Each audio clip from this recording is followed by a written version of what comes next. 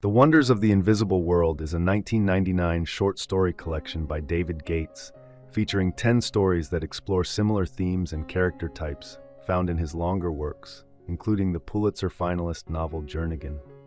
The first story, The Bad Thing, follows a couple who move to the countryside for the husband to work on illustrating a children's book. Despite having previously complained about city life, they soon begin to criticize their new rural surroundings, and both show poor behavior. The husband smokes despite promising to quit, and the wife drinks while pregnant. In Star Baby, Billy, a gay man, agrees to care for his young nephew while his sister undergoes drug rehab. Billy is concerned about being judged as a child molester because of his sexual orientation and the boy's age. Initially determined to maintain his free-spirited lifestyle, Billy gradually sacrifices his singles life to focus on looking after his nephew. The title story, The Wonders of the Invisible World, features an unnamed man grappling with his possibly pregnant girlfriend and the loss of his clarinet, an instrument he values highly.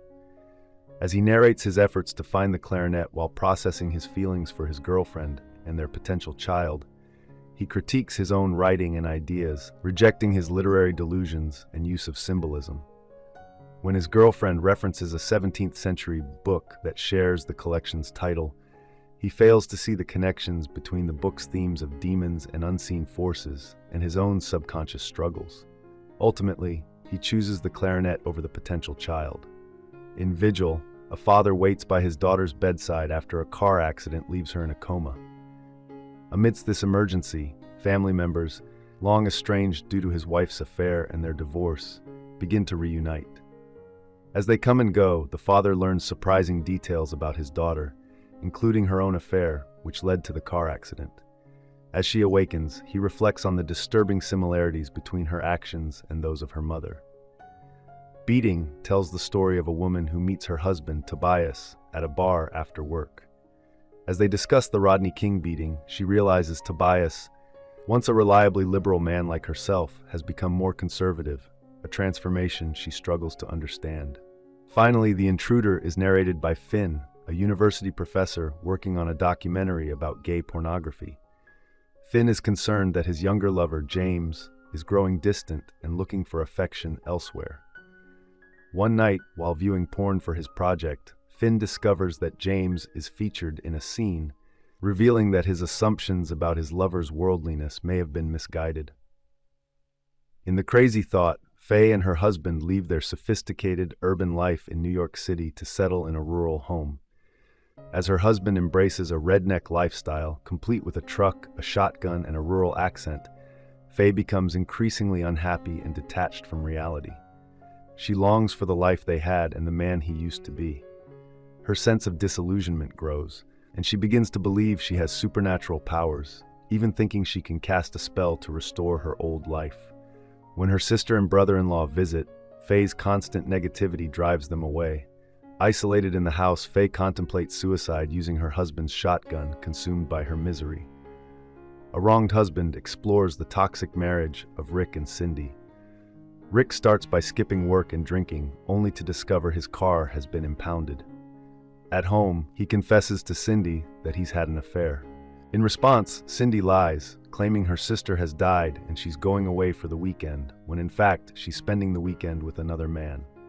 Unapologetic, Cindy returns and taunts Rick, revealing that she's had multiple affairs, often with his friends and co-workers. She slaps him, tells him she's leaving, and asserts that this is what he wanted all along. In Saturn, Van, an elderly man, cares for his wheelchair-bound wife until her death. He later visits Holly and her husband, Seth. Holly is having an affair, and Seth, rebellious against suburban life, constantly smokes marijuana. Van, refusing to accept the limitations of old age, lusts after Holly and, after stealing her car, goes to a bar, gets drunk, and drives home while intoxicated. His refusal to grow old with dignity inspires Holly to break free from her own stifling life.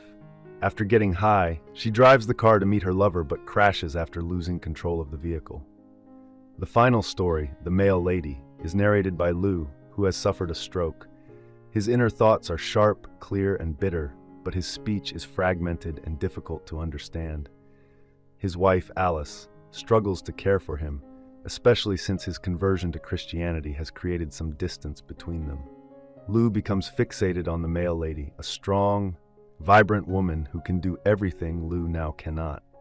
She is also a lesbian, which Lou disapproves of. When Alice gets their car stuck in the mud while trying to get Lou out of the house, it's the male lady who rescues them, much to Lou's displeasure. I hope you enjoyed this video. Leave a like if you did, and be sure to subscribe. Thank you.